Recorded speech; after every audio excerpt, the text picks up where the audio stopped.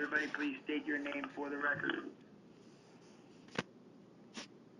Admiral Zark's up. Thank you. Good afternoon, sir. How are you? Chris Couch, Joe Montez, and Red Eagle. Tom Bill. Gotcha. Commander Flores. Frank Bennett. Matt Wilcox. Brett Washburn, Dave Vondrack. Eric Simon, Nate Schneider. Captain Karsten. Lieutenant Commander Hawkins. Matt Armillo and Steve Lee. Michael McCurdy.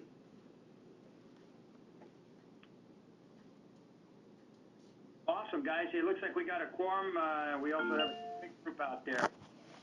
Welcome to IAMDO ESG. Who just dialed in? Captain Kelly, Fleet Forces. DK. All right, so we're going to start. We're going to get going here. We got a long session, and we do have the Admiral on board, which is a great thing. He just came out of the Pentagon. He'll talk about all that. First and foremost, welcome to our monthly ESG.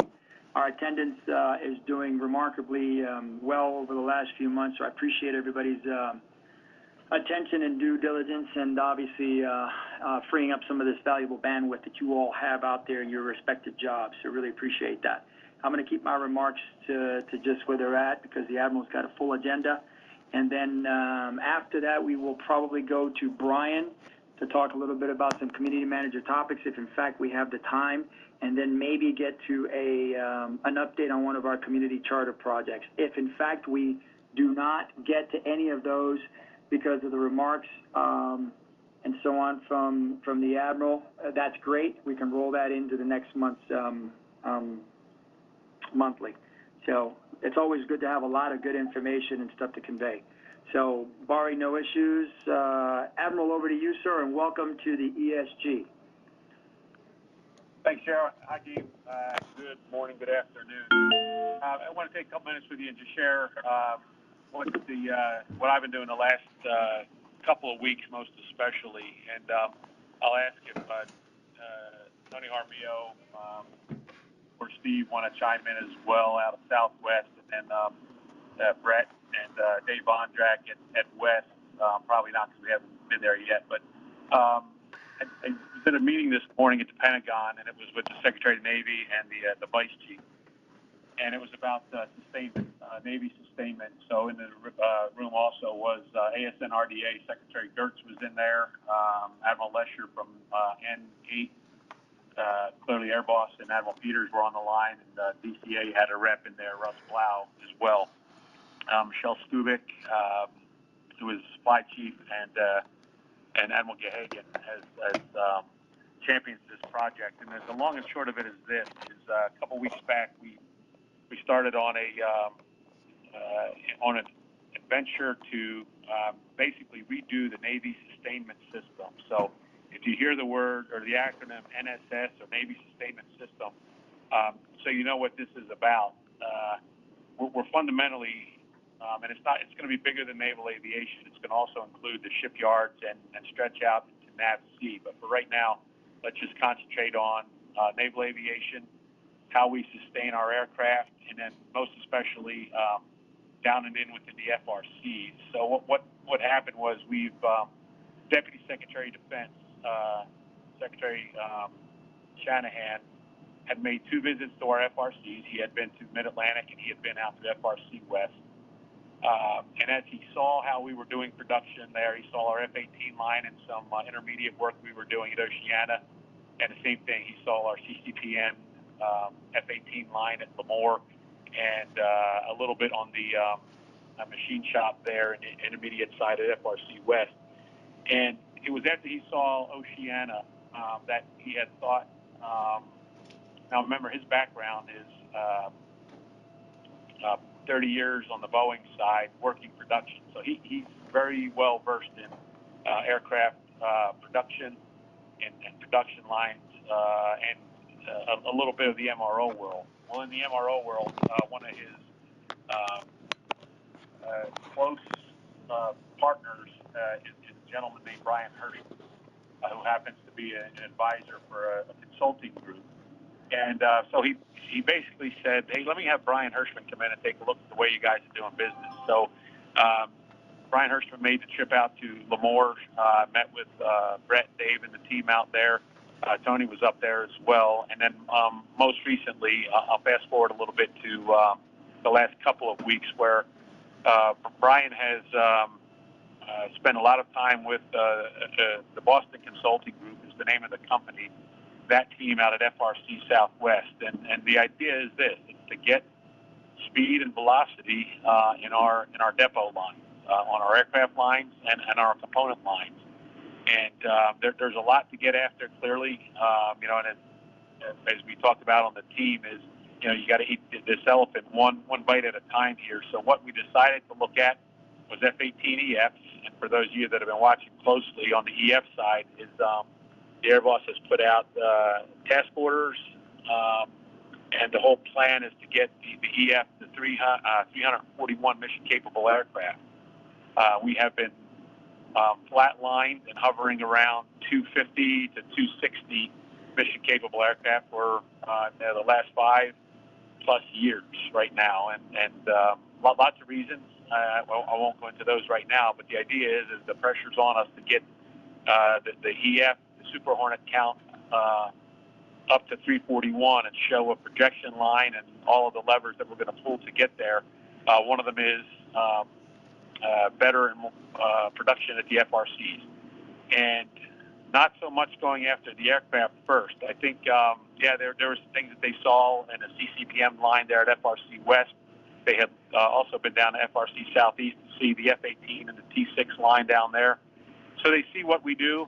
They see some of the goodness that CCPM does. They're very familiar with that, and they see some areas that we can improve to bring in industry best practices. And we're going to start with, and we have started with, components. And we believe that the biggest bang for the buck is us getting better on the reparables, both at the depot level and at the intermediate level. So what we've moved out on is embarked on a journey with BCG. I just came back from, it's a 30-day sprint that we've been doing, set up in Southwest, where we started in the hydraulic shop, and the 5 or so parts, critical parts that support the Super Hornet are done in that shop there. And what we basically did was we basically 5S'd it is what we did. We took the as-is there in Tony and Steve's shop, and then they came in and basically have, working with the team at Southwest, have just looked at the flow and basically re-wickered how that shop looks today, and basically brought in an industry best practice, and we started implementing it right there. That shop by that component area for the actuators is right smack dab in the center of the components building for Southwest. So it just made good sense to start there. We briefed out today the leadership, or it was a brief led by the Boston Consulting Group team on what we had done, and some of the go-dos that we're looking for support from. Now, what's interesting about this initiative is it's got high-level visibility. The Secretary of the Navy and the Deputy Secretary of Defense are very aware of what we're doing, and are very aware of what we're doing there at the shop floor in FRC Southwest. And to Tony and Steve's credit, the team has been welcomed this Boston Consulting Group team with open arms. They've opened their books, showed them the processes there, and I, as the commander of the Fleet Readiness Center, see this as a tremendous opportunity for us to get better and get better faster. We have been doing a lot of good things in the FRCs. A lot of you have seen that. You've seen some of the briefs that we've done to try to get speed and drive down the turnaround time on our aircraft lines and get more predictable there. We turned our focus then to ISRs, and I'm proud of the work that the team has done there. And the third leg of the milking stool being components, which is it's a big, as components go, so too will production. And on the EF side, interestingly enough, unlike the A through D, which started out as an outer reporting problem, we're knocking out. We delivered 93 EFs out of our production line this year to a planned 83. So we actually did more than what the original plan as we started 18 had us to do. So leaving SLM and what's coming up with Boeing's help off to the side, we're getting after components, and that's the great thing here is bringing in industry best practices. And I'll say it this way: I and the FRC COs and FRC leaderships really now have an industry counterpart to copy and learn from quickly. And this individual, this MRO, his name is Brian Hirschman. He runs the third largest MRO in North America. They have won all kind of awards. If you read his bio, I'm not going to build him up because he doesn't need that, but incredibly well-versed, worked his way up, so near and dear to a lot of our hearts is worked his way up from an A&P mechanic all the way to running a large MRO right now. And he's been doing this for 30 years and really knows what right looks like. And that's not to say we don't. But he hasn't had to live in a system that for the last 10 years had, we all know the story of how we got to where we are with underfunding of enabler accounts, hiring freezes, and all the barriers and constraints that exist today. What I'm excited about is the opportunities down and in the FRCs to get us better, and then equally as excited as the up and out. What has frustrated us, and this is what I was telling the Southwest team, is we know where we've been frustrated with, let's just say, engineering support. We know where we've been frustrated with supply support. We know how years ago the EF was an O to OEM concept, and there was very little level 2 capability that was stood up. So I don't want to go back and relive history. It's important to understand, to know how we got to where we are today, but it allows us now to flush out, the organizations that exist today in a stovepiped manner: NAVSUP, WSS, DLA, ComFRC. The fact that you have NAVAIR there that's competency aligned, but the PEOs are aligned to ASN RDA. And when you look to say, hey, who's the head on the horse who owns sustainment in the Navy, we can't come up with a clear answer. We're going to have a clear answer here before long. And if you even ask the question of Brian Hirschman, in industry, any major airline would know who the person is who runs that fleet, 737, who's responsible for making sure they make their flights every day. We don't necessarily have that. One could say the closest thing we have is the program manager. Okay, so in this case, that's D.W. Kinley. D.W. he doesn't control parts and where they go once they get to the flight line. He doesn't control the inventory when they come in and out of the depot there. That's a 421 piece there with Grumpy Masika and Jeff Chown there at Airland. So you look at how we're set up and the visibility that everybody has or doesn't have into the whole system that will enable us to get to 341. Significant changes have to happen, and that's what I think this Navy sustainment system is going to allow us to do. It's going to be briefed. It was briefed today at the SecNav level and the Vice Chief level, and in 2 more weeks we're going to come back and I say we because I get it that it's BCG leading this, but it's our story too because it's being done. This was every bit as Southwest story and an FRC story as it was BCG story today. So I just wanted to share with you when you see this or you hear the term Navy Sustainment System and what we're doing to totally revamp this. And I'll tell you, the SecNav has said, he's on record, as is DepSecDef, we're ready to break furniture. We're ready to replumb financial lines and that if there's barriers that exist between NAVSUP WSS's Big Navy Working Capital Fund, DLA's Big Working Capital Fund, the FRC's Working Capital Fund, we're looking to change policy, procedure, law to help you guys get to where you need to get to. So I just wanted to share that with you, let you know what we're doing, what we're after. So if you hear that, and if that leads me to, so we haven't had a training event here in a while. We typically do that in August. We wouldn't have had all this in play in August anyway, but possibly we're looking at January for all of us to get together there, and I would be I look forward to the opportunity to work with the FRC CEOs to pull together some information to share with you all where we're at, what we've done so far, and where we're going. So there's a great opportunity, as I see this, down and in to better the FRCs and the up and out to really get after those barriers and constraints. Production is a team sport, and we say that all the time, but I don't think people realize because it's always the FRCs can't produce. But very rarely does somebody have the time, the bandwidth, or the understanding to know, well, what are the reasons why? And a lot of times it's just the way things were set up. It's all those pieces, right? There's an engineering piece, there's a 6.0 piece, there's a reliability piece. So there's hey, how was the maintenance plans set up before in the program office? All those things have to be aligned, and I think that's what this is going to help flush out.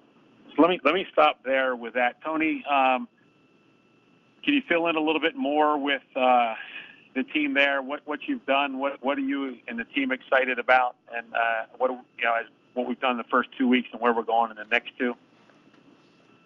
Yes, sir. Happy to. So out here in our 93301, which is our hydraulic shop, if you could see the before and after pictures, it's just like an airspeed event with theory of constraints. And the highlight is everything is exposed now. I was prepping for the XCOM this morning, but Steve got to go over and hear the production meeting. And if you think about the days where we could go into PC and everything is visible on the bids boards, where is everything at? So they laid out everything. Anything in red is a constraint, whether it be an E&E or a material delay or engineering delay. And so it's a buffer status red, if you will. Attack that red. Another exciting thing is the visibility and the flow in the work center area is they moved all the kitting out of the central kitting and moved it closer to the PC desk, aligned it, and I will tell you just the other day with that DLA and having that stuff all out in front of everybody, we were able to cross-kit 5 more rudder servos. And we've learned a lot about the actual reports, the shortage reports, and there's some training and other things we need to do within PC to improve how they're printing out the reports. And I will tell you they've uncovered stuff that folks thought was on order that's not even on order, which is embarrassing for me to say in front of a bunch of maintenance professionals. But if you think about the magnitude of parts coming through into the thousands, and one missed part or several missed parts that you thought were on order or not on order cripples us as we're trying to build kits. So having that stuff in front of you and visible, and they put up monitors outside. So eventually, as you're walking through the shop, you'll be looking to see if we're green. If we're green, you can just keep walking. If it's red, you need to stop and ask, what are we doing about this? We're also doing, if you will, some Toyota-type setups where we're setting up lights to show where something is red, and then again back to the combine lines, and if something is green, and the pickup, and then all this stuff being put out on the floor by in some cage in the corner of a building creates a sense of urgency. And that's just within the PC kitting shop area where the production control center is. And then you go into the clean room where we do the hydraulics. They took everything out of the hallways and put everything closer to the artisans, cleaned up all the benches so that you could see everything in there along with all your PV items, your tech data. And then we're using the outside area to line up parts that need to be either disassembled or assembled by those, so the workers can come in the morning and see the magnitude of work that they have in front of them. I don't know if do you have anything to add, Steve? Did I capture? Oh, very well. I think the thing I took away this morning was I was having some pretty enjoyable flashbacks to my young enlisted days when I would walk into maintenance control in the morning for maintenance meeting, and the coordination and the teaming between all entities, engineering, PC, DLA, everybody is there, and instantly a problem is brought up and instantly it's solved. So all of the in-your-face visibility is really, I think the most positive thing I see coming out of it. And the energy of the artisans and the technicians and the supporting personnel on the floor is really moving this fast. So I see it as a huge positive moment for us. Yes, Tony, thanks for that. And I'll kind of wrap up this conversation, and we'll stop for some questions if anybody has any. It has been our dream for a while and part of our vision to get to an operations center. And what we're going to do here, we're going to start with F-18, and we're going to call it an AOG, Aircraft on Ground Cell. Now, we haven't, we got to go ahead to do that from the Vice Chief and SecNav today. We still need to figure out. So, if Jeff Chown's on, don't be alarmed by this, Jeff. We still have to figure out how we're going to do this. I still think it's something that we do that's run out of Norfolk and run out of the TICOM there. But I don't see how we can ever self-actualize as a naval aviation sustainment community if we don't have real-time visibility. By real-time, it doesn't mean everybody's sitting in Philadelphia, Richmond, Norfolk, Pax River, where everybody has an empowered rep monitoring the fleet in some kind of cell together. I mean, if you look at, I've been to enough commercial organizations now, FedEx, Delta, American, and all the world-class Southwest. We're going to go to Brian Hirschman's MRO to see how he manages that. Real-world empowered people in there to look whenever an aircraft goes down, how do we quickly get after that, get parts to them, get engineering support there, and have real-time visibility. And that would mean that there's going to be empowered people from SUP and DLA all sitting in there. So this is a big change to how we've done this before. It just is. AMSRRs calling out to the ships and getting updates from real-time updates from CAGMO and AMDO out there. This is where we have to go. And really, to me, to have now I'll say the top cover to just go do. I'm really excited about. For us to hit 341, that's a tall order. And I say that because I really think why are we flatlined at 245 and 260? Because that's what the system's been designed to when you set up the FRTP.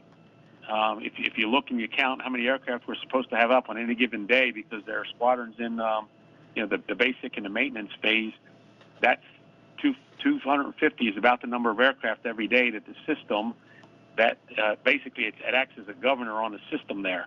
And we've had talks before. Is you've got to pull that tiered readiness off in order for us to achieve 341, or for us to be able to achieve the 80% that now has been put out by SecDef as our opportunity and our target. So, discussions I've had too, to hit an 80% target, if you just take a 12-plane squadron, you would expect that 2 to 3 aircraft at any given time are down for a calendar or phase inspection. To do them properly, that requires several days of those to be down many times.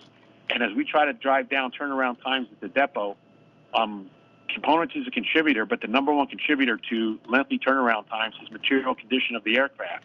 And many times we can tie that back to MRC decks from calendar and phase inspections of things that weren't done.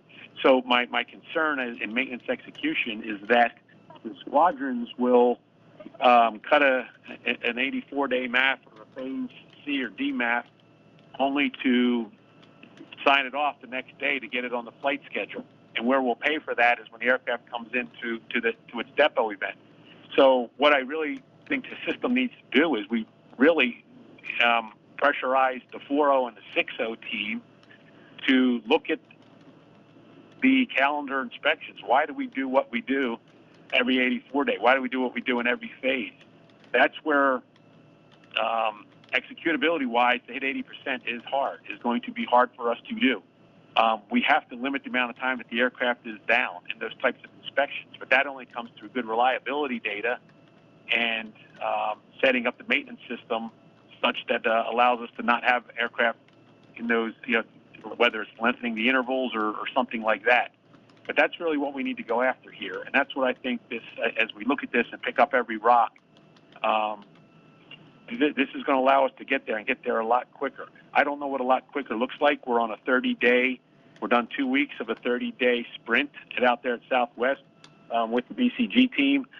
So we'll see after 30 days, and we brief out in the next 2 weeks the leadership. Where do we go from here? There was never a predetermined outcome of where this would go. It was going to be, hey, as we find stuff, let's report on it and let's figure this out collectively and together. So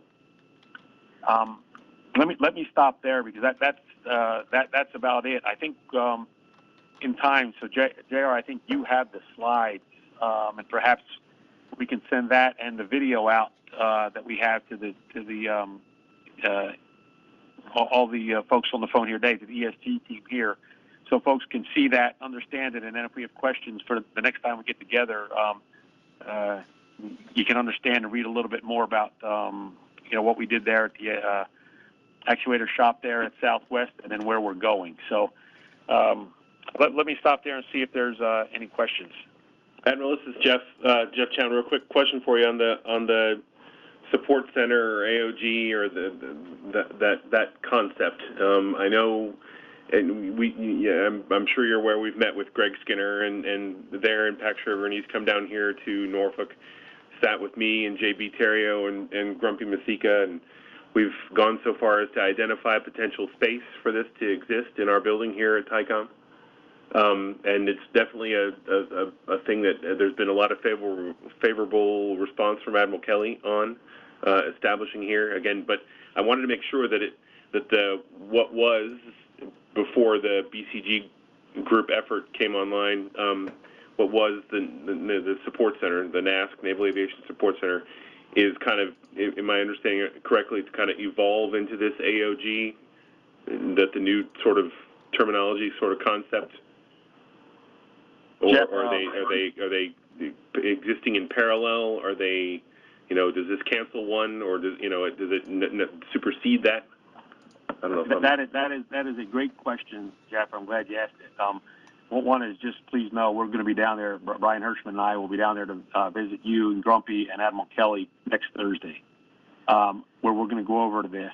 The answer to your question is, I don't know, because the AOG concept is so immature right now. I've at least I thought I hit send this morning, but I want to pull together the NASC team, Greg Skinner and Rich Baumhold and the team up here, to make sure we understand is there that we tie all this together. And then there's also log cell that we've done, or that NAV stuff has done up in Philadelphia.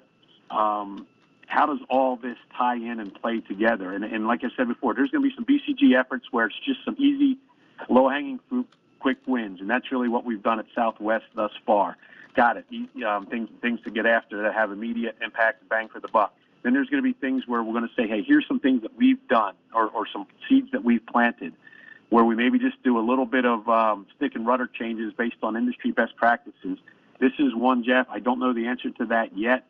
I think there's going to be where we merge the two and figure that out as we go forward. And really what I want to have happen is I want for Brian Hirschman and the team to look at what we had, our idea with the NASC, and then come in with his idea of how his MRO operates and figure out, and how he knows also, too. He was the COO and the head scheduler, planner, and responsible for all of production and operations at Southwest for 3 years. So he's done this in industry, and these guys are living in the 99.8% mission capable rate every day to make global flights happen. So we'll tie this all together.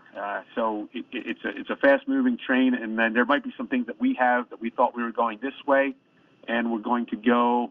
It's going to be a major course correction. I don't know where this is yet, Jeff, to answer that. So we're going to work it through together. And trust me when I say is you and Grumpy and Admiral Kelly, all the stakeholders will have a say in this. So just hang on to that till next Thursday. It's a great question, a great thought. And I've had the same thing too, because I don't know where it's going to go. And I want to get our folks together with Brian and your folks to figure that piece out. Sure. But no, I think it's a perfect kind of evolution of that concept of NASC into the AOG or whatever the learning points that we get from the BCG effort. I think that dovetails perfectly into that effort. So if that's the next iteration, the next name, the next, the evolution of the concept, I'm definitely in favor of it. And I know Grumpy is as well, and as Admiral Kelly, I believe, will be as well. Yeah, and I think this too. So, things like I know it was briefed out to Admiral Kelly yesterday, task orders and different things like that. They still play. Our task order that we're briefing out on, task order 4 and 5, which is increasing production throughput, component level 3 throughput by 20%. This effort is to get after that, right? So it's in direct support of what the NAE or the Air Boss and Admiral Peters have had us put out. It's reducing turnaround time at the intermediate level by 10%.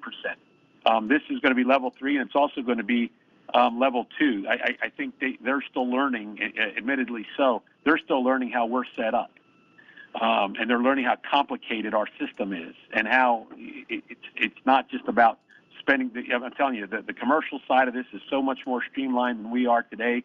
If you just look at how the organizations are set up, that's what we aspire to get to. And we could have. I could have never done. I'll just go on record. I could have never have done this alone in aligning big forces like SUP and DLA on my own.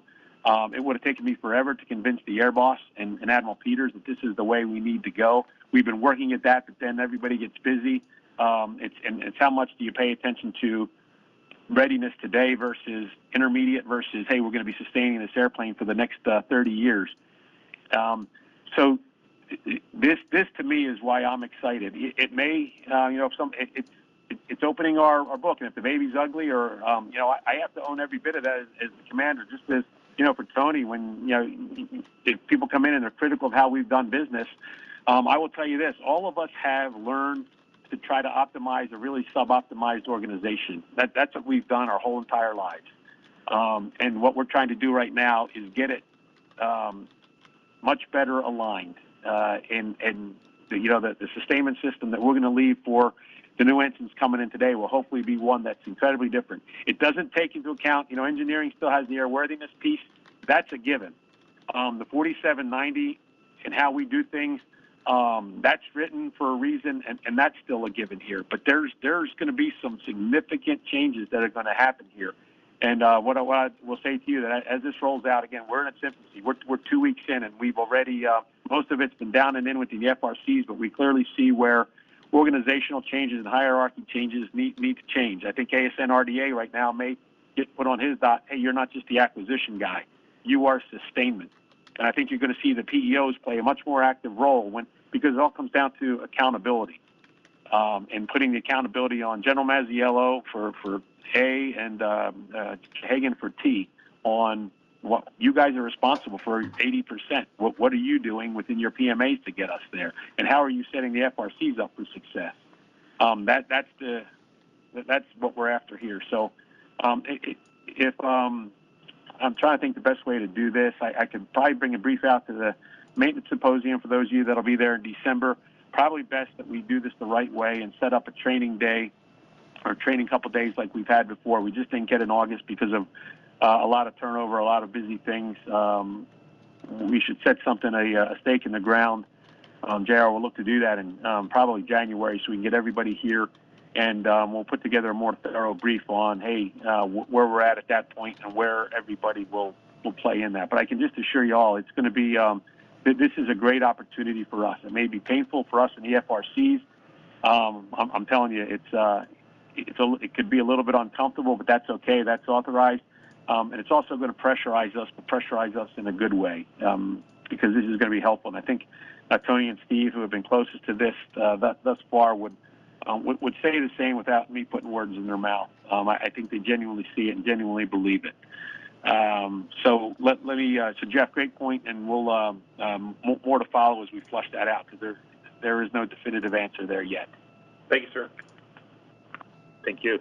Any other thoughts or questions here before we move on? Because I think this was everything that I wanted to talk about today. Sorry to monopolize so much of the time here. Any other things on this or for me? And I'm probably going to stay on the rest of this call just to hear the rest of the conversation. Okay. Hey, if any of you are uncomfortable or concerned about this, or really think we're going about it the wrong way, please let me know. so let's just, the last thing I'll say is let's just get the elephant out of the room. Yeah, this is a guy that DepSecDef knew, and it's coming down from an extremely high level. But I see that as opportunity. You know, I've been in plenty of meetings with the Secretary of the Navy right now, and it's nothing for him to reach out to me. He's on the phone constantly with my commercial counterpart, Brian Hirschman, and we have to be okay with that. I certainly am, and I'm going to lead the charge that way, and I'm going to back up what I tell you all to do is we're going to learn from this, and just if there's some kind of policy, some kind of procedure that's set in place that you've become comfortable with over your 20, 25, 30 years, and you see something where we're making changes here, if you have some concerns, of course, voice them. But I want you all to understand where we're going, and inevitably, this community is so important to setting the tone to the rest of the fleet and the rest of the green shirts as to where we go and explaining to folks. You know, like I said, their boss is still on the bridge running naval aviation. I'm still on the bridge running ComFRC. Tony, Trent, Bubba, Chris, all the FRC commanders that are on the line here today are still on the bridge running their FRCs. This is an opportunity we have to quickly implement industry best practices down and in. And that's the best way that I'll put it there. And I would be hypocritical if I say that and then in my own terms get so defensive because, oh, I had a dream here, or my input to the vision was this 2 years ago, and now we're going this way. Hell no. If it makes sense to do it and it'll get us there to the desired end state quicker, by God, we're going to do it. So that's what I would expect. So push back, ask the right questions. We're not going to roll over and play dead here. We're still in charge of naval aviation. This is fertilizer and miracle grow to help us get there quicker. To quote DepSecDef, copy shamelessly, plagiarize shamelessly off of industry where they have best practices. And that's what we're going to do. JR, I think that's it. So the DoD Maintenance Symposium, 17 to 20 December in Tampa.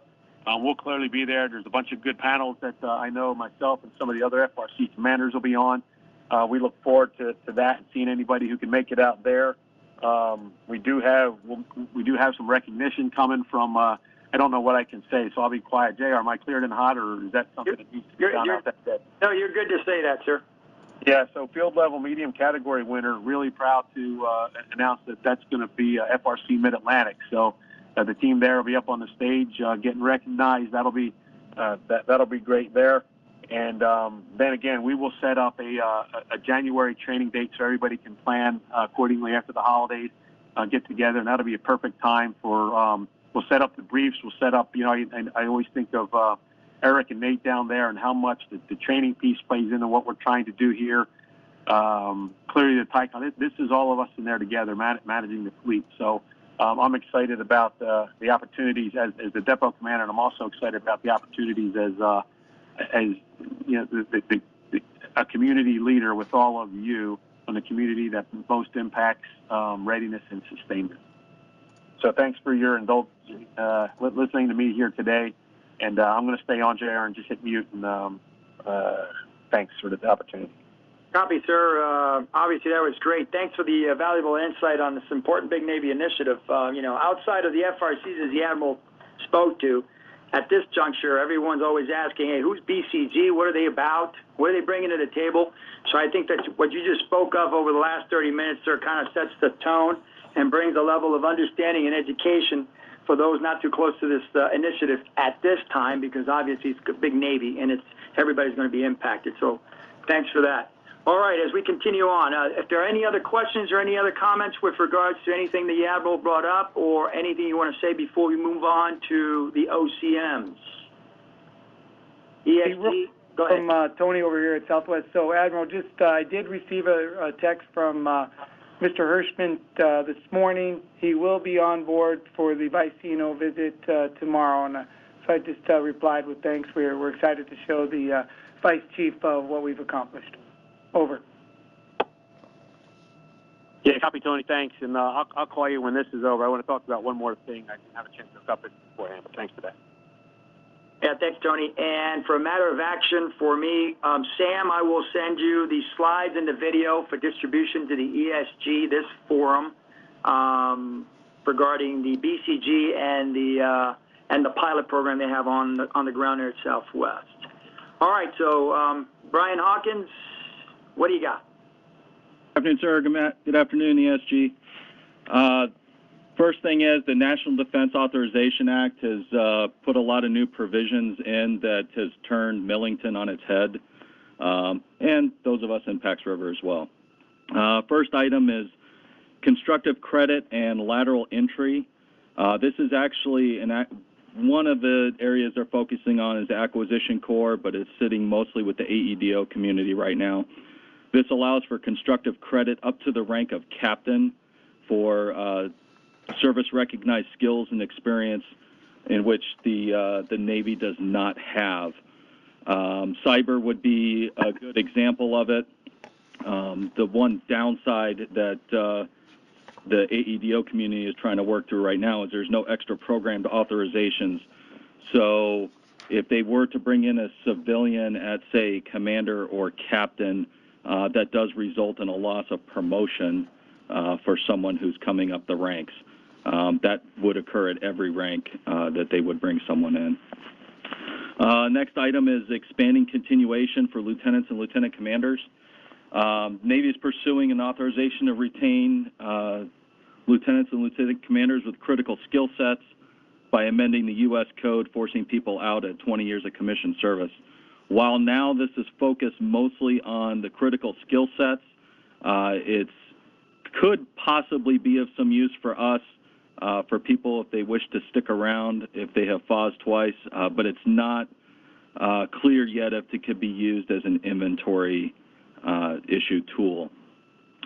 The one major provision that we are going to see the results of very soon is meritorious reorder. This allows statutory promotion boards to reorder the selection board results. Right now, the policy is being written to have up to 15% of those selected for promotion to be meritoriously reordered. It's not required to do it. It will be up to the voting members in that selection board, and 0 picks is a valid output. Essentially, the way it'll work is once the board determines the list of selectees, they will then go into another tank and determine if and how many will be reordered. So once the picks for reorder are determined, they will be listed in a new seniority order and will promote on October 1st. That is up to 15%. Then for the months November through August, we'll continue with 3%, and then the remaining 55% will promote on 1 September. We had to come up quickly with a more stringent meritorious values slide. It's based on the standard community values. However, it's essentially the unicorn at each rank of the person who has had the perfect tours, got all the perfect quals, and then some. It's something that's going to be addressed every year in review, but it will go into effect with the captain selection board. One other note with boards is while the nav admin has not been released yet, pictures are going to be required again in boards. So for everyone in their mentorship, if they have commanders that are going up for captain here soon, we need to get pictures back in there if they're not in there at this time. One of the other items, part of the NDAA, will be the allowance for officers to opt out of promotion board consideration without penalty. We have not really started on this with Millington or with OpNav. One big concern is if it is not stated, say, prior to promotion planning, we don't want someone to opt out of a promotion board if they're in zone and the zones have already been set. More to follow on that. The last thing I have is some forensics from the Lieutenant Commander Board that could probably work into the PAMO qualification project that's going on. We selected 19 for promotion. 9 have the PAMO pin already. 8 are currently in an eye-level billet awaiting the requisite time, and 2 that were selected have not been to an eye level as of yet. We had just over half, 10 of them were Pockers. So that could explain some of the differences in the fact that people having requisite time are not having an eye-level billet. But what that does say is that, you know, according to the community values, it just says that it is desired for 04. Of course, always better if you have it, but if you don't have it, all is not lost.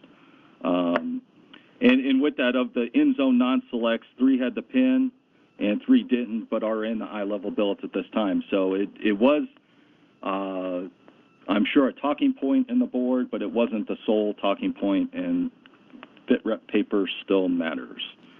That is all I have. Standing by for any questions on any of those topics.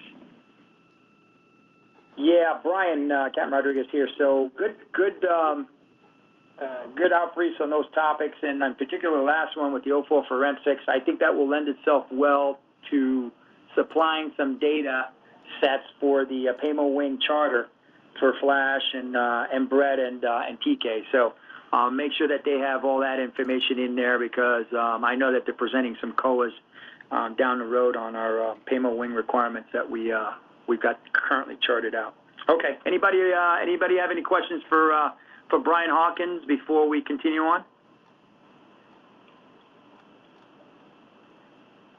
Okay.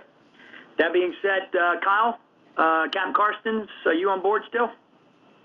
Yeah, I am. I switched over to the cell phone. Only thing I have to add is for FY19 retirements, we do have 6 planned, and that will help in Brian Hawkins' ongoing promotion planning for the FY20 in-zone 06 list, which he's working on this week. That's all I have today, JR. Thank you.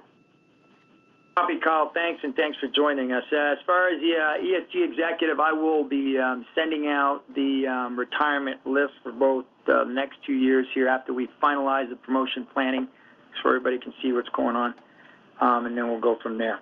Okay, KB is on leave today, so there's no detailer update. So we've got a little bit of time here, 1:47. I'm trying to keep you at the hour.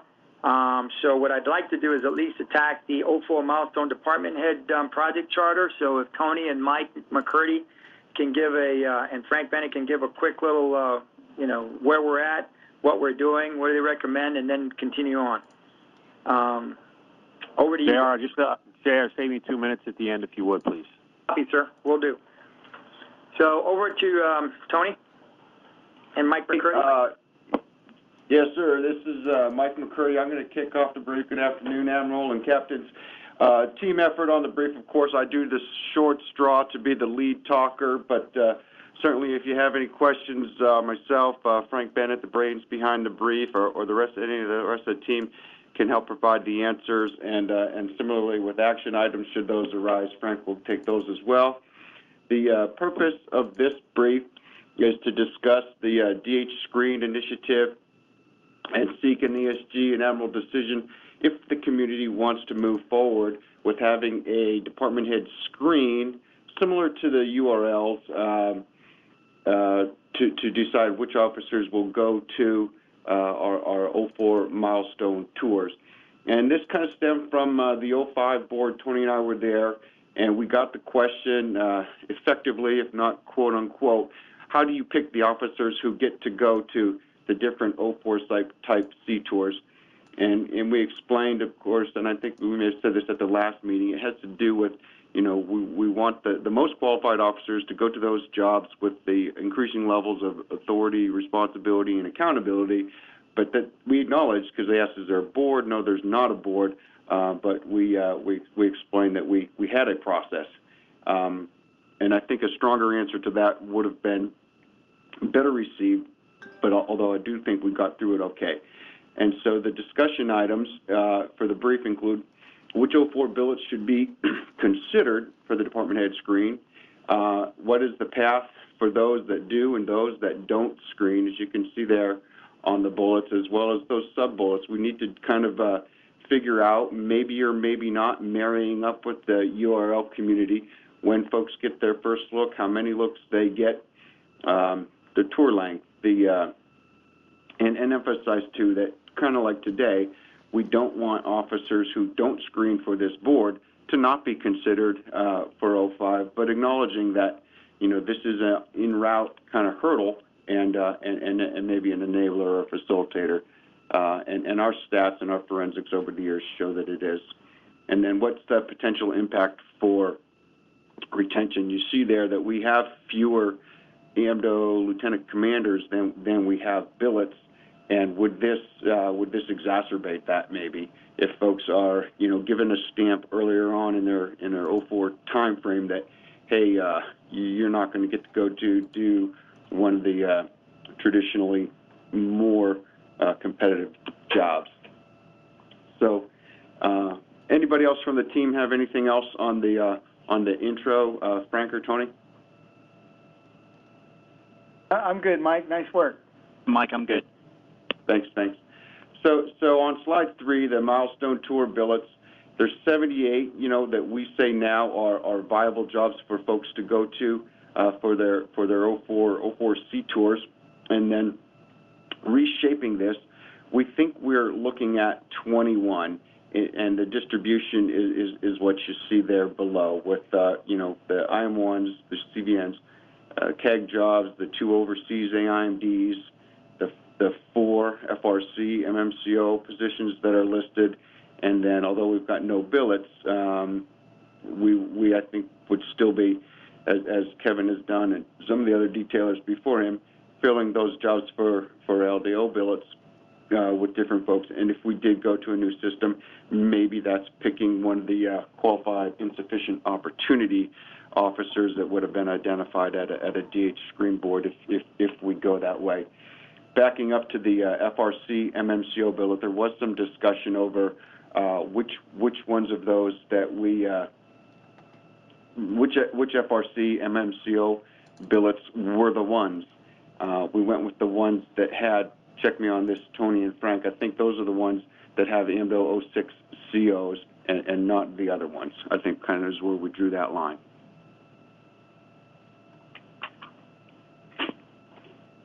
Moving on to the next slide, slide 4, community values.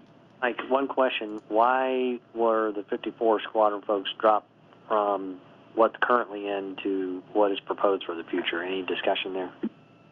So there was plenty, Chris, and I think it's this. It's not that 04s won't get to go to squadrons. We just won't.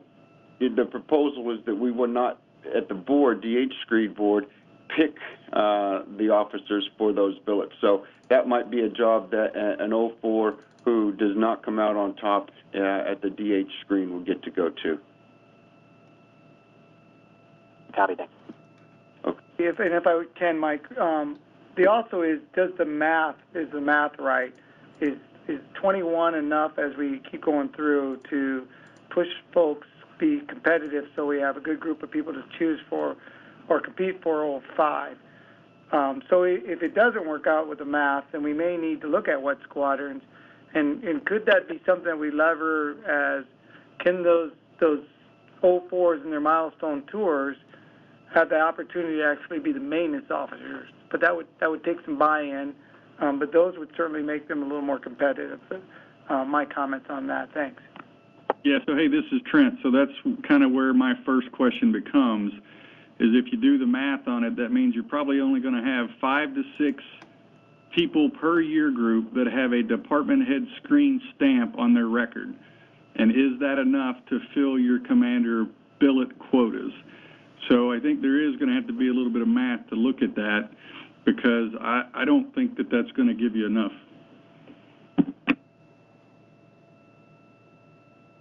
Hey, this is Dave Vondrak. I've got another question. When you were doing the math, we assess quite a few POCers each year, and some of them are rather senior, and just by time alone, they don't necessarily have the opportunity.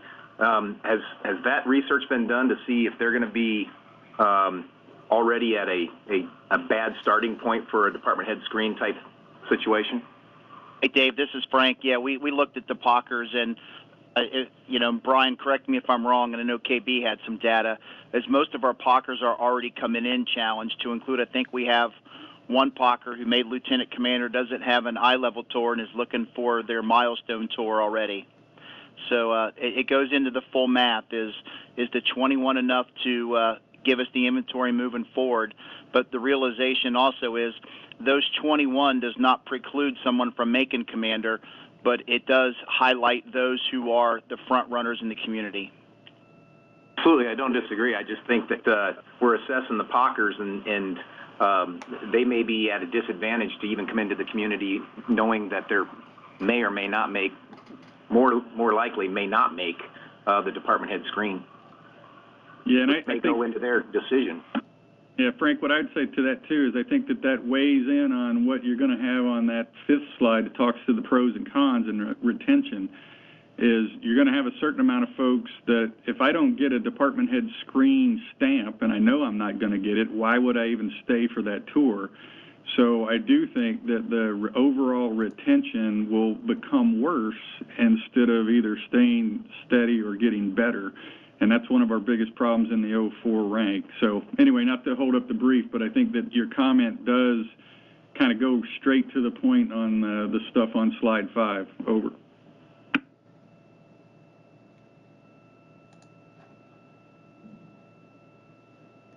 So thanks for all the comments on math, and I do agree. We need to sharpen our pencils on that and study a little better on the ramifications or what might those outcomes be.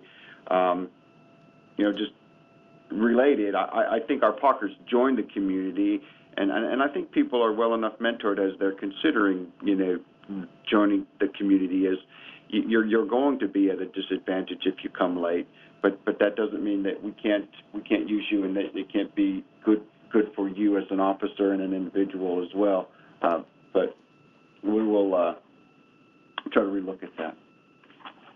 On the slide 4, the community values, we're not revamping the things that we value: proven at sea performance, O&I, the progression of complexity in the jobs, and you can see it mostly looks like what we're looking at for the 04s there in terms of community values. To talk a little bit about the board process, I think, and this happened on Commander Schneider's watch as detailer, and I think it did well for the community, is synchronizing or meshing up as well as possible with the URL process. So we're trying to, with KV mostly, steal the notes from what they do there. As this is the DH screens, like the ACSB screens, are approved by the Air Boss. One of the things I think we'll get into a little bit later is, like our ACSB, but the URL's DH screens, those officers, not just the screen, but also the slate is approved by the Air Boss. That's one area where we're looking at not deviating, but instead sending a screen list to the Air Boss of, hey, for these 21 jobs this year, our number of picks was maybe 11. We've got this many queues. Air Boss, here's that list. Have that screen be approved, but continue to give the detailer and the community the latitude to detail those identified through the DH screen as the ones to go to those jobs. Then at that point, maybe it's a CAGMO job, maybe it's an IM1, but not tie hands necessarily of the detailer, to try to keep that flexibility there. Zone size is another TBD sort of piece. Trying to determine exactly how many to pick. Maybe, roughly it's half of the number of billets, given that they are 2-year tours. And then how many QIOs will we need to pick should those jobs, or should those individuals not take those jobs, or should maybe the LDO detailer offer up an IM1 or L-boat opportunity. And as I said, with the slating process, looking at the screen to be approved, but the slating being done within the detailing and community processes. Hey, Mike, TK here. Just quick question. You know how we do the CAGMO process with the vetting out? Would that go away, or are we still going to have a couple of candidates to nominate to the DCAG to go up to CAG for potential consideration? Thanks, Tony. Good question. We talked about that. I think the process would be quite similar, but the detailers, candidates for to be nominees to the deputy CAG and CAG, those candidates list that that would come from folks who have gotten through the board successfully. So, of the people with good resumes, who are the people with good O-level resumes, time at sea as an MMCO on a carrier, or those things that make potential CAGMOs. But I think that process would not change. It would just change, the pool that the detailer draws his nominees from. Over. Roger. And as you're aware, sometimes you fall into the trap where you nominate 3 people, CAG picks 1, and you've kind of already worked your IN1 folks and other 04C tours. And what do you do with the CAGMO candidates? Do you bump somebody out from a carrier or not? Just not asking the question, just food for thought. Well, you're right, Tony. This selection board DH screen would not solve that problem. I don't think, though, that it would exacerbate or exacerbate it, make it worse. The detailer would continue to have to sort of balance that. How many noms does hopeful CAGMO get put in for before the detailer and he or she kind of cut bait and say, no, you know what, it's not going to be a CAGMO for you, and we can't let these other DH screen opportunities slip away before you're done. And I think I've passed my time. JR, am I over already? Oh, you've got the floor. So no, we're good. We've extended the forum to hour and a half, 2 hours as far as bridging is concerned. So keep going. Okay. You're almost at juncture. You're good. Keep going. Okay. I thought it was 1400, so glad I've got some time. We've learned a lesson from before. Yeah, copy. Hey, any additional questions or comments on slide 4? Okay. So onto that pros and cons slide there.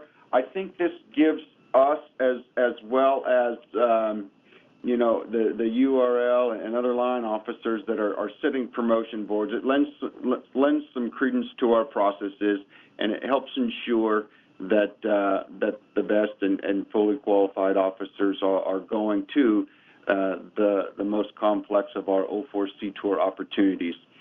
It clarifies and defines our milestone tour for our promotion board. Again, we're not eliminating promotion opportunity for those who don't screen, but it sort of sets the stage for that. And I think of the URLs, at the 05 level, who some of them get screened to be squadron, operational squadron command, and some of them still get to go to sea, but maybe they're CDCO or maybe they're safety officer, or air ops, or strike ops, and they can still promote. But it sets the sort of the hierarchy more clearly.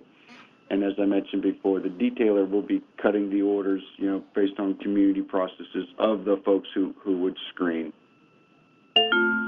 So those are what we identified as some of the pros there, and then the cons on top of the one that Trent helped point out with, hey, are we doing the math? Are we exacerbating our retention problem too much? It does reduce flexibility in the detailing pool. If you're running out of selectees and QIOs, maybe if we don't do the math right on how many folks we need to pick in that command plan, so to speak, we could get pinched there. And as well, second bullet there, the negative impact to retention for those who are not selected. Hey, Mike, I'd like to throw out one more possible negative, which is currently we tell folks when they go to that 04 squadron tour, hey, if you go do the extra stuff and you become, the maintenance guy, you've got a shot for making 05. If the 04 squadron tours aren't in that mix for department head screening, are we telling the folks inadvertently that it really doesn't make any difference what you do when you go there, so just go have fun and don't worry about that squadron tour because you're not going anywhere anyway?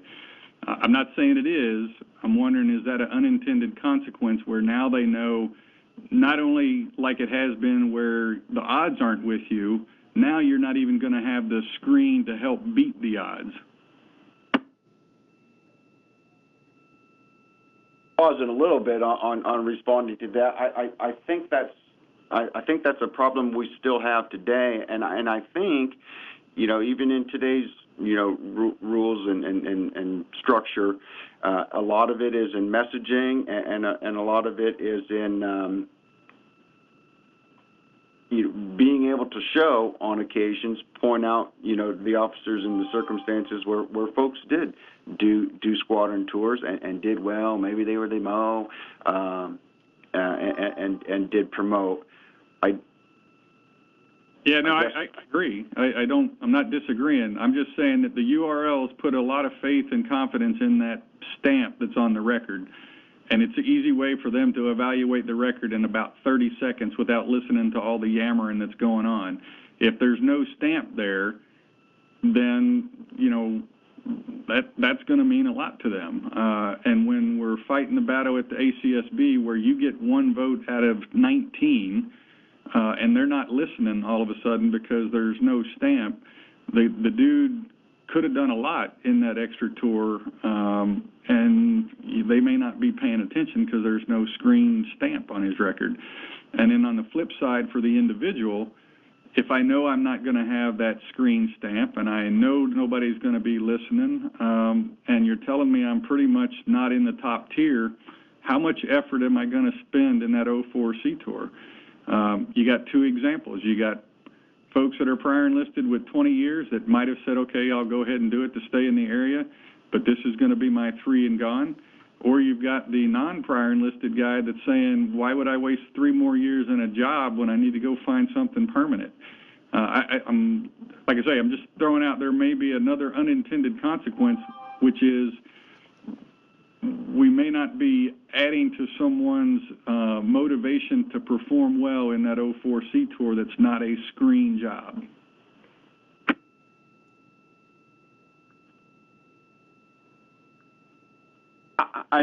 So, I mean, the questions are supposed to come to me and not back to you, but I guess this would be for anybody. How then would we screen them or differentiate if everybody's going to screen, if more people are going to screen, if the squadron billets are in the mix for screening, then how does an officer, then we still have another cut to do as far as who would get maybe the pinnacle of those screen jobs. Well, I mean, the way we do it now is we say if they've had one of those jobs, it's their 04 milestone, and it's up to us at the board to talk about what's the scope and size of work of the job, be it CAGMO, be it IM1, be it a squadron AMO. If you haven't done one of the, or L-boat, and if you haven't done one of those, then you don't have the milestone. I think this is no different. It's just, it's kind of like the point where we started is why would we take the squadron AMO or the squadron 04 jobs out of the mix? That's the only question. And if the math works and it's doable for the number of people you need to be 05s, and we don't value those squadron AMO tours enough to put them in the mix, then that's the answer. But I'm just saying that there's going to be some consequences with that when we're already struggling to keep people in at 04. Real quick, one key point to all this is if we are, in fact, if we get to roll down 04 billets to build up our end strength, which we've been trying to do for years, that would limit the number of 04 jobs. And then after we do the math, if some of those 04 jobs would then be selected as department head screens. But while we're having this conversation, I'm more interested to hear if we could pull any data on how many people that went to a squadron as an AMO, then screened for 05, and then screened for ACSB. How many of those have we had? I don't know how far back we want to go, but that would help us a little bit to look at the statistics to show how successful individuals were with that track. Can we pull that data? I can pull that, sir. So Trent's point, when I first read this is Nate, I thought we're stealing hope, and we're kind of in a URL world. If I was explaining to a squadron CO that we don't screen his 04s with the rest of the 04s, it's not worthy of a screen. I think we have a hard enough time anyway filling our 04 squadron billets, and sitting detailer would probably be able to shed some light on vacancies. But that was always a front office priority, was to fill the squadrons and have the right mix of LDOs and 1520s pay grade wise. But with that, I'll just kind of say, have you looked real close at where our vacancies are today, and again, how the second order effect with URLs is how we downplay our 04 Sea Duty billets and squadrons.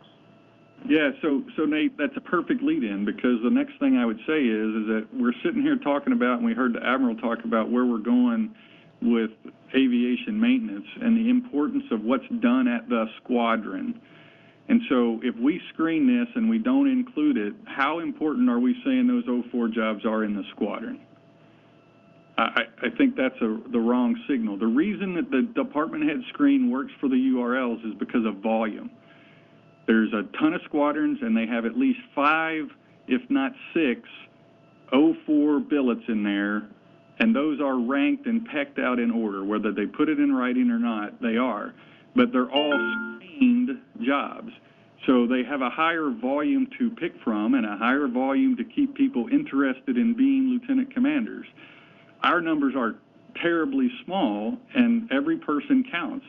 So the more you make the knot hole tighter, or the more you make the funnel smaller, the less folks we're going to have that want to stay around for 05 and 06. And I think that's just the reality of it. So we just got to be careful how we do that. And also, the less excited the squadron CEOs are going to be to get a non-select or non-department head screen guy to come in to be a leader of the maintenance department. Yep, my point. Hey, Brian, TK here. Do we have enough 04s to fill all of our 04 billets in the squadrons? No, sir. Right now, typically what we're doing is filling them with 03s where we can. There are some squadrons which, when they have 2 1520 billets and an LDO and a warrant, or 2 1520 and 2 LDOs, we're sending 1. We don't have the inventory right now. We're just on 04 OPA, we're at 24. 24 holes right now. So it's the same situation when I was there, when Vince was there, and we still have the same problem now. Yes, so sir. If we started this problem, we couldn't fit. We started this process. We couldn't fill them with 04s anyway. Correct. Okay. Thanks.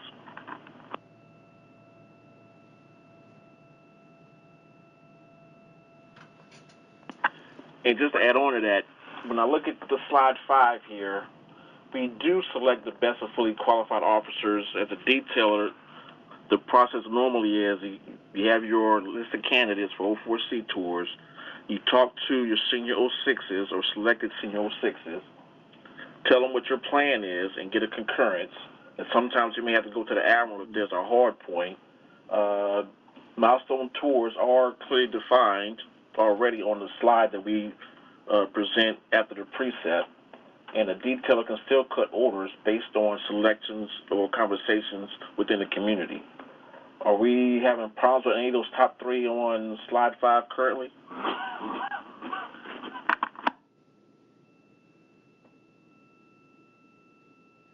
So for the very top bullet there, selecting the most fully qualified officers, I think potentially the detailer by himself, or the community, kind of as we sort it now, and then a sanctioned DH board. I think they would come up with basically the same answers, in terms of who would go to those key kind of jobs. I think, based on that 05 board experience, a DH board would lend credence to the process and make it easier to pick, if you will, the people who did those jobs and did well enough in them. So I don't think it's a problem. I think we're putting the best people into those jobs already, in my opinion. I think this would just kind of sanction it from a bigger Navy perspective. That's my only response to that, Tony. I don't know if Tony Armio or Frank, you got anything to add? And I appreciate it, Mike, and I'm not throwing darts here. I'm just thinking this through based on all the comments here. Inventory is a problem. Are we sending the wrong message? And do we have a problem with the process? As a former detailer, most of my calls about issues were people in the squadrons. They wanted more people with experience in the squadron. We do the orbs. We send them out. We work with placement. We get concurrence from the CVN XOs before we send somebody out there. We talk to internally before we send somebody to the FRCs. And with the squadron, we work with placement. And normally we do send that ensign or JG to fill out 04 C tour. So trying to help here the best way possible. I just don't want it to have to be a detriment to the community. Definitely appreciate the questions and the discussion. We don't want to go to a new situation that's worse or just bad in different ways if the current system is not meeting what we need. We'd have to plan. This is Nate again. We'd have to plan. So this is kind of OCM world. We'd have to plan for a higher attrition rate of 04s, which means our ensign end strength would have to be improved, and that wouldn't take effect until you have a couple of years of trending to the new attrition rate. So to me, are we making the problem worse? Are our ensign year groups that healthy? Are we recruiting 15, 20 ensigns, and do we have the end strength to be able to do what we're talking about? Yes, sir. This is Brian. Right now, our OPA is unsustainable with that anyway. We take in very few ensigns right now, as it is, and that's because our pyramid tends to be screwed up. We have essentially just as many lieutenant commander authorizations as lieutenant. That's again a problem that we have, that we under promote to lieutenant commander for flow point issues. We're consistently promoting less. We need to promote 20 more than we usually do every year just to make up our authorizations at lieutenant commander. So it would take a shift in that. It would take a shift in OPA, which could be for some of the roll down initiatives that have been tried over the years. I was just pulling some numbers right now. As far as lieutenant commanders go, we have 23 of them that are currently in sea duty squadrons.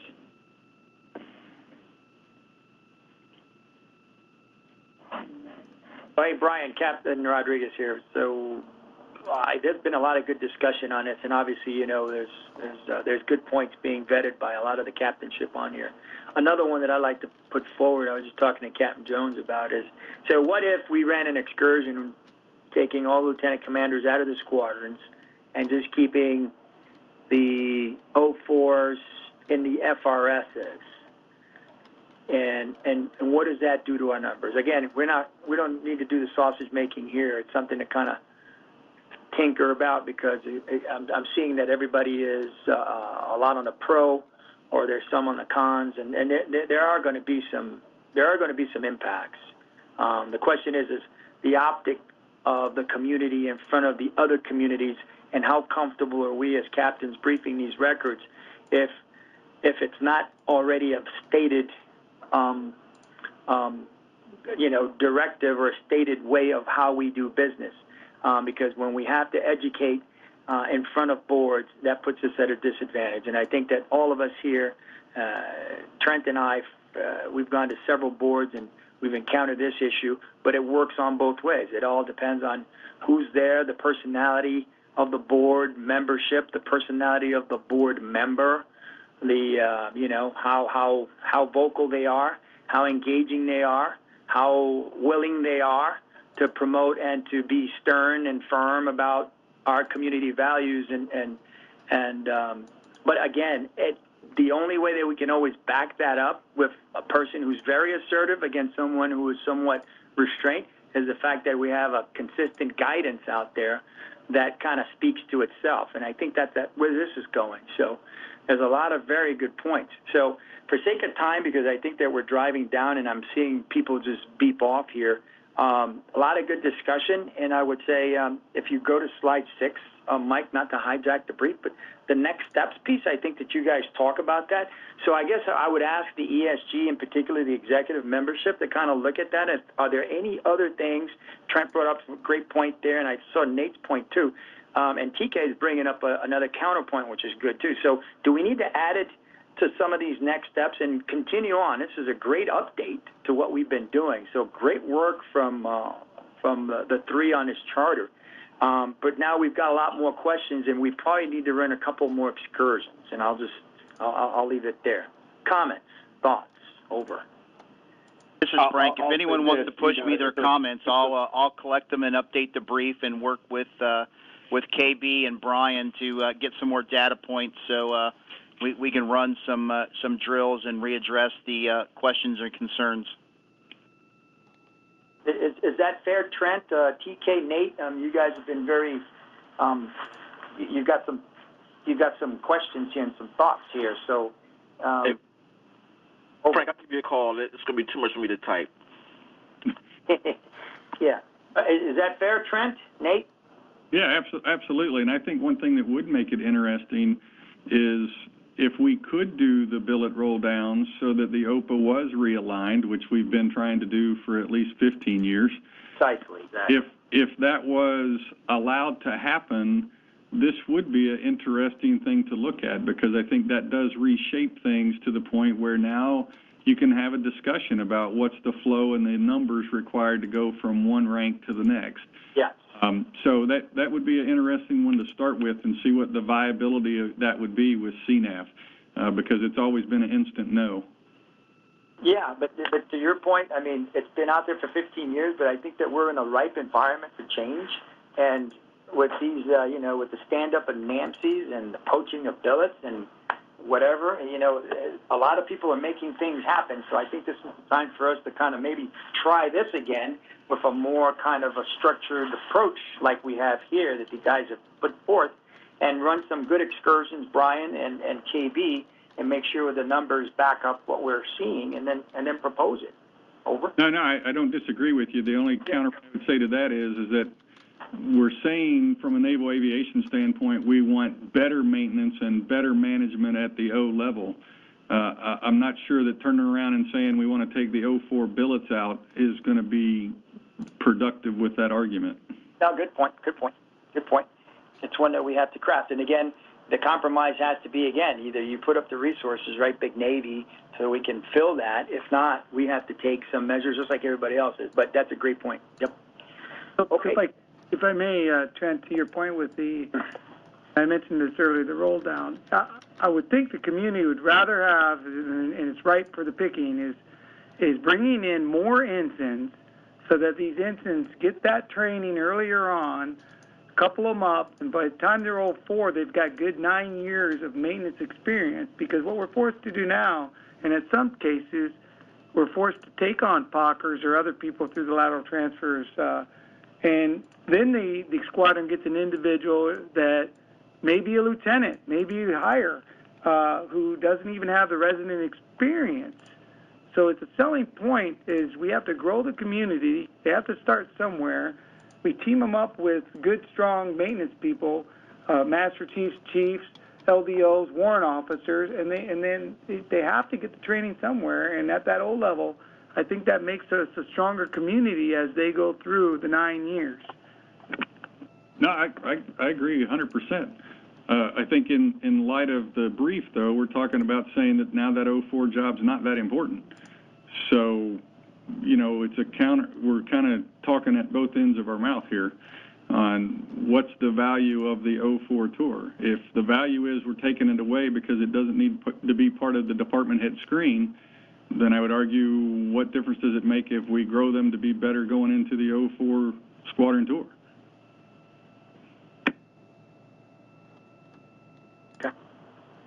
All good points and noted. Yeah. All right. So, Mike, wrapping it up. So, all good points here. So let's, Sam, I hope you've been capturing most of the dialogue here. Yes, sir. And I want to be able to maybe restructure the next steps, kind of pookerize those, because obviously we don't want to seek approval from Air Boss until that's towards the bottom until we've vetted out and kind of filtered out all these discussion points that are being proposed. So, all right. Mike, yeah, Mike, agree. All of the next steps, the 2, 3, and 4, all hinge on number 1, and I think the big thing I, heard with all the constructive comments was, we need to do some more math and analytics on some of the ramifications here. So we're happy to reengage. Over. Thanks. Copy. Well, great. Hey, so putting a bow on this one. So Mike and Tony and Frank, a lot of good work here. I'm sure a lot of folks giving a lot of input to this. Again, this is a progress brief, so it's not like, please take it as that.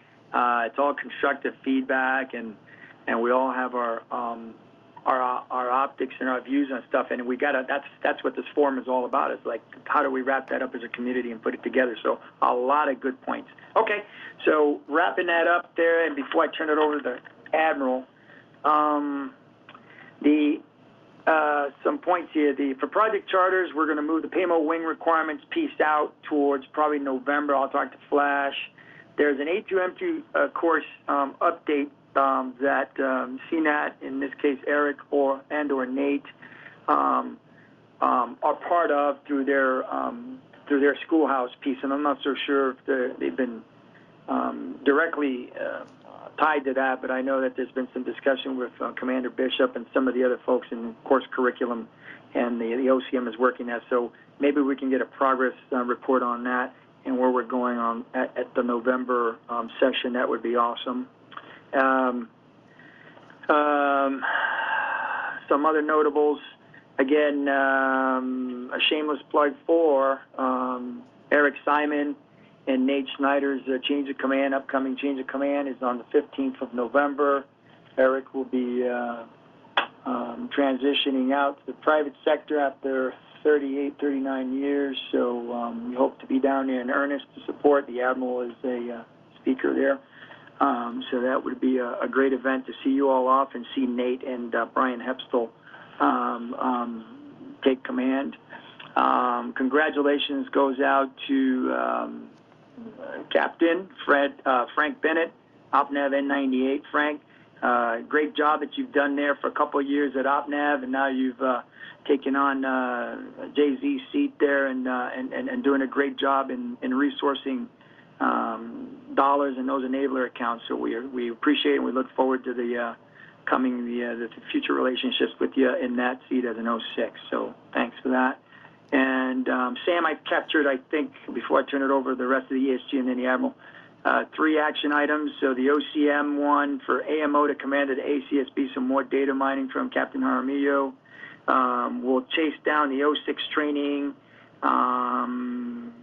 probably in January sometime. We got to deconflict the 06 board and some other stuff that's going on there. We'll look at that. And then the other action item is to send the BCG slide with the FRC Southwest video to the membership in totality here. We'll do that hopefully by today. So that is that. Open to the executive committee chairs. Trent, what do you got out there? You got anything? Nope, I'm good, man. Tom Dahl? Negative for me. Mike McCurdy? Good for me, Hartford. Thanks. Great. Frank? We're good up here in OpNav. Okay, awesome. So that being said, I'm going to turn it over to the Admiral. And I want to thank any of the other members out there. I'm sorry. Any of the other members out there want to say anything? Save bullets, save rounds. Okay. Admiral, over to you, sir. Hey, thanks, JR. Hey, really good discussion to the team there. Eric, are you still on? Eric Simon? Yes, sir, I'm here. Okay. And so it dawned on me, and JR made mention of it. I wanted to go back to that. Is in the event that there's not another ESG or that I can't make it, I just wanted to say a couple words while we had this group together on my thoughts on Eric. So on the 15th, as JR said, CNAT change of command. Eric turned over after a great tour, XO-CO tour, and then heading into retirement. I just wanted to say, Eric, to you in front of this group, what a pleasure and privilege it's been to know you for so many years and serve alongside you. When I think about Eric Simon, I think about, we talked a lot today about sustainment and maintenance and where we've been and where we're going. And, I just think back to somebody like you who worked your way up through the ranks, Chief Petty Officer, tremendous success there, commissioned, and then we're going to talk about this obviously more on the 15th, but then work your way all the way up to the level that you're at today. I've especially enjoyed our time together. You talk about today 04C tours, CAGMO, AMDO, FRC production officer, selecting 4 captain, 06 command, just an incredibly, just what an incredible career. And I was, just to watch you work and be a teammate of yours when you were out at Southwest, most especially, really enjoyed the time. I mean, I really enjoyed the time working next to you here at ComFRC headquarters when you were chief of staff. And we as a collective group, we're going to miss your leadership. We're going to miss your expertise. And we'll talk more again on the 15th. But I just want to say this, God, the youth, Mara, and the kids, just thanks for so many years, almost just shy of 4 decades of tremendous service. I'm personally going to miss you, and I'll just be bold enough to speak on behalf of all of us. We'll all miss you, and your contributions to naval aviation maintenance, and more specifically, this community will be lasting. And just thanks, and anything you need in the future, consider it done. So just thanks, and that's all I wanted to say. Just wrap up, and just thanks to the entire team. Great discussion here. Thank you for leading this community. Thank you for charting the course as we head into the future. Critically important work that you're all doing, we're all doing, and that's basically on the maintenance side of the house and sustainment, and then most especially to run the best community in the Navy today. So that's all I have. Thanks, everybody. Have a great weekend, and I look forward to seeing you all around the deck plates soon, and hopefully down to Pensacola. Look forward to seeing you there. Thanks. Thanks, Admiral. Sir, copy. Eric, do you have any last words? Sorry for protocol breaks. No, I should be on the next call, provided we have one. If not, it's been an honor and a privilege serving with all of you. It's been a great ride, and life is good. Perfect, and good. We'll have you in the next call, and we'll talk about it. Awesome. Great. All right, well, everybody have a great weekend. Thanks for all the great dialogue and the exchange. AMDO's forever. Out.